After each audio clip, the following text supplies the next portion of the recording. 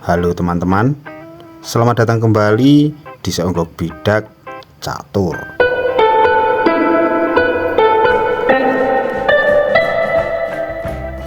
Apa kabarnya kalian hari ini?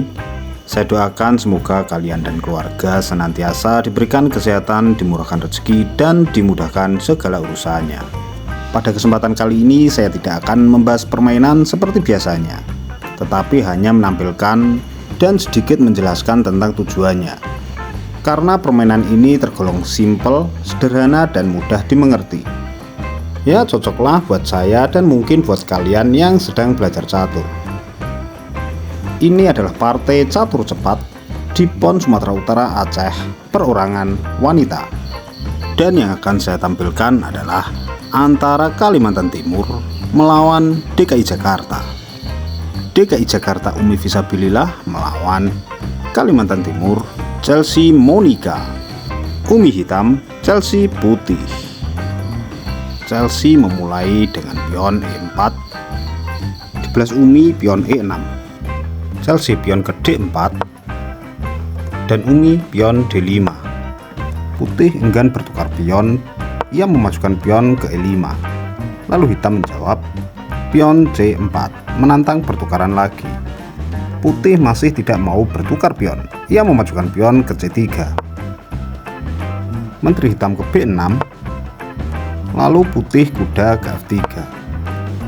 Kini gajah terang hitam pergi ke D7, lalu putih memberikan jalan rokade buat rajanya.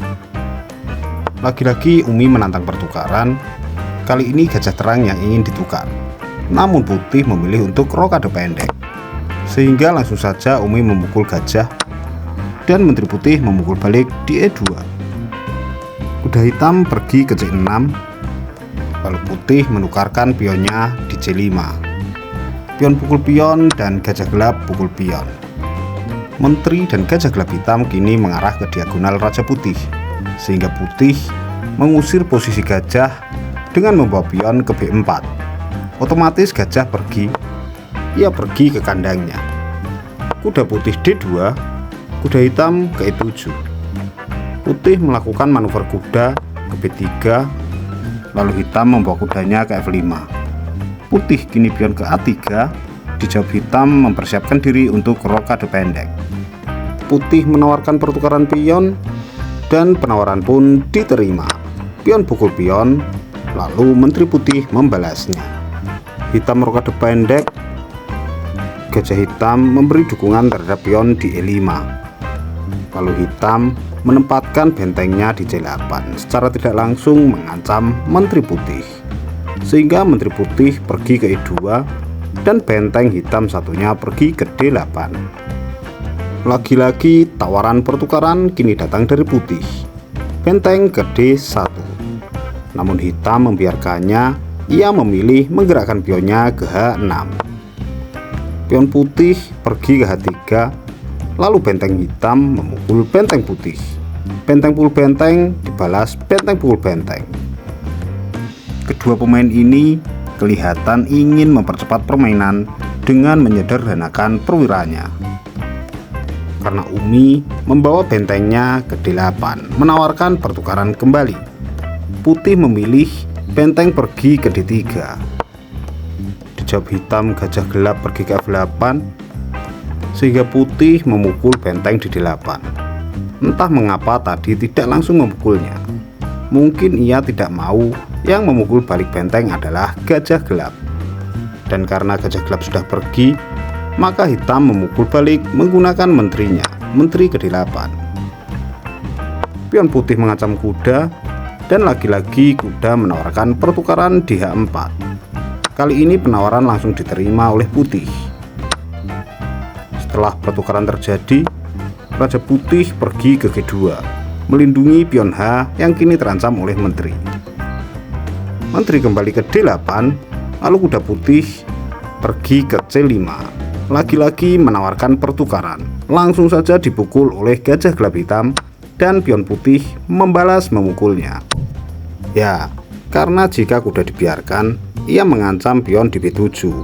Di permainan saat ini, ending game sudah di depan mata, sehingga satu pion sangatlah berharga. Oke, lanjut. Menteri Hitam kini ke D5, memberi salam terhadap Raja Putih. Menteri Putih menutup, Menteri Hitam memukul pion putih di J5 yang gratis. Sampai di sini kita menjadi tahu bahwa kuda putih tadi pergi ke J5 adalah langkah blunder. Karena setelah pertukaran terjadi, pion putih menjadi gratis. Dan lagi-lagi Chelsea melakukan blunder yang kedua kalinya. Kali ini ia menggerakkan menterinya ke E4, melepaskan kawalan terhadap pion di A3, sehingga langsung saja Menteri Hitam memukul pion di A3. Lalu pion putih menawarkan pertukaran kembali di G5, pion pukul pion dan gajah gelap putih pukul pion. Coba lihat posisi sekarang ini. Hitam unggul 2 pion dengan 5 pion dan putih cuma memiliki 3 pion. Namun yang menjadi aneh, mengapa Chelsea baru saja menukarkan pionnya, padahal pion sangatlah berharga di posisi seperti ini. Oleh karena itu, Menteri Hitam mengancam pion 2 kali dengan pergi ke C5, mengancam pion di E5 dengan kudanya, sehingga putih memberikan perlindungan lebih terhadap pionnya dengan gajah gelap pergi ke F4. Merasa memiliki materi yang lebih, Umi Fisabilillah menawarkan pertukaran menteri dengan menteri pergi ke D5. Menteri putih tidak bisa pergi karena kondisinya terkunci oleh Menteri Hitam. Artinya menteri harus ditukarkan. Tetapi Chelsea tidak mau memukul duluan. Ia melindungi menteri dengan rajanya. Ya, raja pergi ke F3. Simpel saja oleh Umi Fisabilillah. Ia menggerakkan kuda ke D4. Dan sampai di sini Chelsea Monica memilih menyerah, mengaku kalah. Ya, karena kalau kondisinya sudah seperti ini ya mau gimana lagi. Meskipun jika diteruskan ya masih adalah kemungkinan menang 20% atau 30%. Karena ia masih memiliki gajah dan menteri. Hanya kalah 2 bidak pion dan kalah posisi. Masih ingat kan teman-teman? Jika posisi lebih dari segalanya, bahkan lebih dari materi.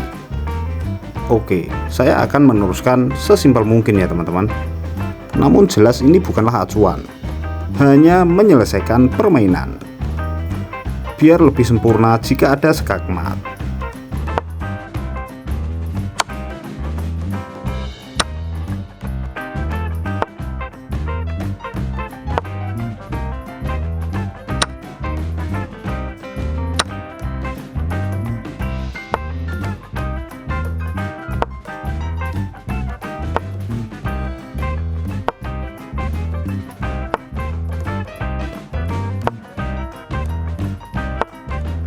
Pion hitam di file A ini sudah tidak bisa dihalangi lagi.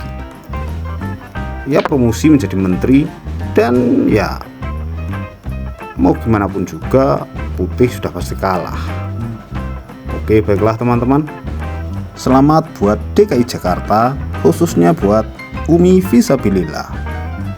Setelah ia berhasil mengalahkan Iren Karisma Sukandar, kini ia berhasil mengalahkan Women International Master Chelsea Monica dari Kalimantan Timur. Semoga permainan ini bisa menjadi referensi kita semua. Dan semoga Indonesia melahirkan kembali pemain-pemain muda dengan bakat yang luar biasa.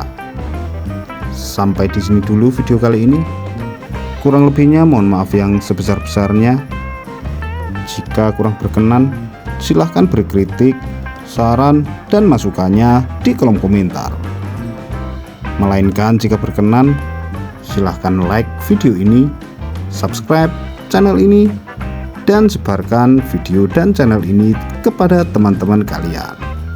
Satu pesan yang dapat diambil bahwa terkadang menyerah adalah sebuah pilihan yang bagus.